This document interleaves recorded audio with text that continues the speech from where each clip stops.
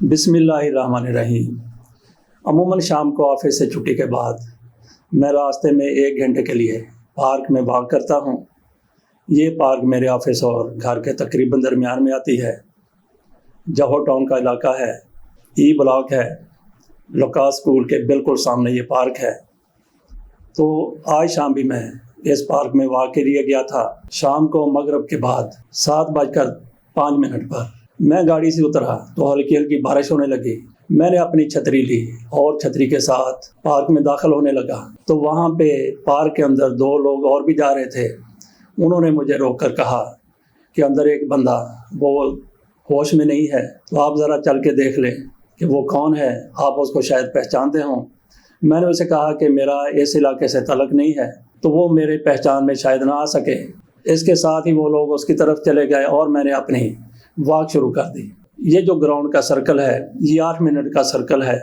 बारिश भी हो रही थी लेकिन अभी तक ट्रैक इतना भीगा नहीं था। मिट्टी का ट्रैक है लेकिन इसके साथ साथ एक क्रॉस बना हुआ है टफ टाइलों का। वहाँ पे बारिश की सूरत में लोग वॉक कर लेते हैं। मैं कच्चे ट्रैक पर चल रहा था तो मेरे जहन में आया कि ये बंदा जिसके बारे में कहा गया है कि वो ज़रा होश में नहीं है, सेंसलेस हो चुका है, तो हो सकता है कि उसे दिल का दौरा पड़ा हो। मेरी गाड़ी में अमूमन एनजी सेट पड़ी होती है, बल्कि तो मैं अमूमन जेब में भी रखता हूँ, लेकिन उस वक्त मेरे ट्राउज़र में एनजी सेट नहीं थी। मैंने सोचा कि मैं इनको एनजी सेट ला के दे देता हूँ ताकि ये ज़ुबान के नीचे रख ले और हो सकता है कि उसको कोई अफाका हो जाए। ये सोचते हुए मैं उस एरिए की तरफ चल पड़ा। यहाँ पे ये शख्स मौजूद था। ये जिम एरिया था, ओपन जिम एरिया। वहाँ पे एक बेंच के ऊपर एक शख्स लेटा हुआ था। यकीनी तौर पर वही शख्स था जिसके बारे में बताया गया था कि वो होश में नहीं है। उसके इर्द गिर्द कोई 7-8 लोग खड़े हुए थे। मैंने उनसे पूछा कि क्या इसको अभी सांस आ रहा है? उन्होंने कहा नहीं, इसकी डेथ हो गई है। और उन लोगों को इसके लवाहिकीन की तलाश थी।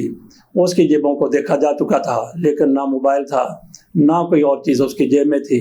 इसलिए सारे के सारे लोग जो वहाँ पे मौजूद थे वो बड़े परेशान थे कि आखिरकार इसका क्या किया जाए। और फिर बारिश भी थोड़ी सी तेज़ हो गई थी। शायद अल्लाह ताला की रहमत इस नेक आदमी के ऊपर बरस रही हो। थोड़ी ही देर में वहाँ पे 112 की एम्बुलेंस भी आ गई और उसके बाद पुलिस वाले भी वहाँ पे पहुँच गए।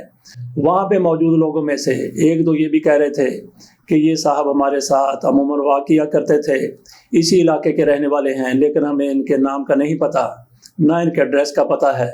उनमें से एक ने कहा कि जब ये यहाँ पे बैठे हुए थे थोड़ा सा मैंने इनको देखा कि ये होश खो रहे हैं। मैंने इन्हें कहा कि आपको हॉस्पिटल ले चलूं? उन्होंने कहा नहीं, मेरे पास गाड़ी है, मैं खुद हॉस्पिटल चला जाता हूं। उसके बाद वो ज़्यादा होश से बेगाना होने लगे और फिर लेट गए। लेटने के थोड़ी देर बाद ही वो इस दुनिया से रुखसत हो गए, अल्लाह को प्यारे हो गए। वहीं पे खड़े खड़े ही 112 के बाद पुलिस की गाड़ी भी आ गई। उसमें से SHO साहब जो निकले, बाद में पता चला कि उनका नाम मियाँ ज़हीरुद्दीन है। ये थाना जौहर टाउन के SHO थे। उनके साथ दूसरे पुलिस वाले भी थे जिन्होंने अपनी कागजी कार्रवाई वहाँ पे शुरू कर दी। वहीं पे खड़े खड़े ये पता चला कि मरहूम की गाड़ी खोली गई है। वहाँ से उनके घर वालों के मोबाइल नंबर का पता चल गया है, फ़ोन कर दिया गया। थोड़ी देर के बाद उनकी अहलिया वहाँ पे आ गई। इस शख्स की उम्र जिसकी डेथ हो गई थी उसकी उम्र तकरीबन 65 साल के लगभग होगी। 65 से 1-2 साल ऊपर या 1-2 साल नीचे। उनकी अहलिया बड़ी बावकार किस्म की खातून थी। वो गम और सदमे से नढाल तो थी लेकिन वो वावेला नहीं कर रही थी। उन्होंने बताया कि इनका नाम ख्वाजा खालिद है, हमारी एक ही बेटी है, उसकी शादी हो चुकी है। इस खातून की तरफ से उनकी बेटी का नंबर भी मिलवा दिया गया। इस खातून की तरफ से अपनी बेटी को ये नहीं बताया गया कि तेरा बाप फौत हो चुका है, बल्कि ये बताया गया कि वो शदीद बीमार है, जितना जल्द हो सके आप यहाँ पे आ जाएं। इस फ़ोन के कुछ देर बाद उनकी बेटी भी अपने नौजवान बेटे के साथ वहीं पे आ गई। यहाँ पे 1-2 चीज़ें नोट करने वाली हैं। जिस तरीके से हमारा ये मुआशरा, जिसके बारे में कहा जाता है कि बहुत ज़्यादा बेहिस लोग हैं, लेकिन वहाँ पे ऐसा कुछ नज़र नहीं आया, क्योंकि जैसे ही 112 को फ़ोन किया गया तकरीबन 3-4 मिनट के बाद वहाँ पे वो गाड़ी आ गई थी। 112 के अमले ने वहाँ पे आकर मरहूम के पाँव के अंगूठे बांध दिए और उसके बाद उनके जस्ते खाकी पर सफ़ेद चादर डाल दी गई। पुलिस वाले जैसे ही आए उनका रवैया भी बहुत ज़्यादा हमदर्दाना था। उनकी ये कोशिश थी कि जैसे मुमकिन हो सके, जितना जल्द हो सके इनके लवाहिकीन तक ये इत्तला पहुंचा दी जाए।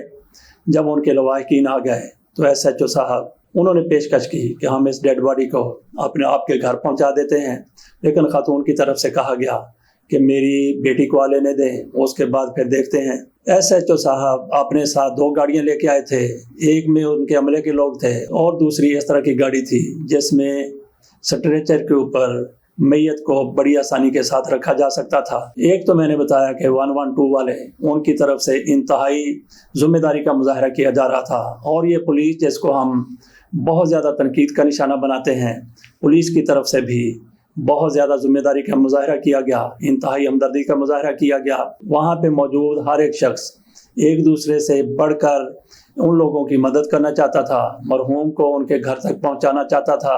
पुलिस जब ज़ाब्ते की कार्रवाई कर रही थी तो मरहूम की बेवा की तरफ से, जो चंद मिनट पहले तक उनकी अहलिया थी, अब बेवा हो चुकी थी, उनकी तरफ से यह बताया गया कि ये दिल के मरीज़ थे, इलाज करवा रहे थे, रोज़ाना वाक के लिए आते थे, और आज इसी वाक के दौरान उनका इंतकाल हो गया। नाजरीन, अपनी गुफ्तगू के दौरान मैंने जिस गोली की बात की है, NGZ की बात की है, मेरा ख्याल है कि पाकिस्तान में सबसे ज़्यादा सस्ती यही गोली है।